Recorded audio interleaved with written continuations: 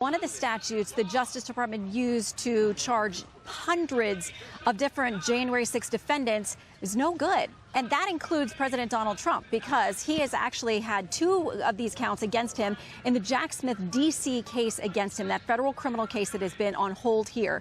So what essentially they say is this statute, which was passed in the wake of Enron, they say it doesn't fit here. He says, given that the subsection was enacted to address the Enron disaster, not some other far-flung set of dangers like what happened just right over here at the Capitol, it is unlikely that Congress responded with such an unfocused and grossly incommensurate patch in English that essentially means that all of these people who were charged under this particular obstruction statute for January 6th, that is no good.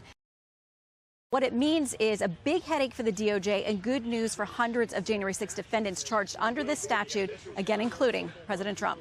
Do any of the rioters who are in jail today get released because of this? They very well could be. There's 2 aspects to this. Some of them were convicted of what is now established to be improper charges. I mean, that hundreds of people were the subject of improper charges by the Justice Department. That includes President Trump, who has not been tried yet.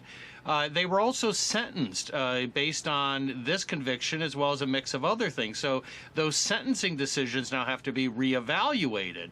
I've said all along that I was surprised by how heavy the Department of Justice went on obstruction. I analogized it to someone going to Vegas and playing roulette but only betting red. Well, basically the court just said red's not a bet. So we've got to go back and look at all of these cases, not just for those who now have these convictions knocked out, but how they impact sentencing.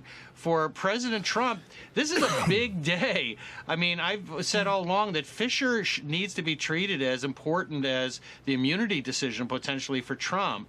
It basically rips the wings off the plane that Jack Smith is trying to get off the ground in D.C. Now, can he push that plane forward on the runway? I don't know. Because if you take this claim out, it's really integral to his entire complaint. I mean, it's hard to see how the complaint holds together if he was excessive and wrong in bringing these charges. So normally you would see a superseding indictment, and as my friend Andy said, but I expect he's going to try to avoid that. But for Trump, what a day. I mean, his nominees put the court over the top in delivering the coup de grace on Chevron, and then they just knocked out hundreds of these convictions for January 6th. These citizens should not have been charged with this crime.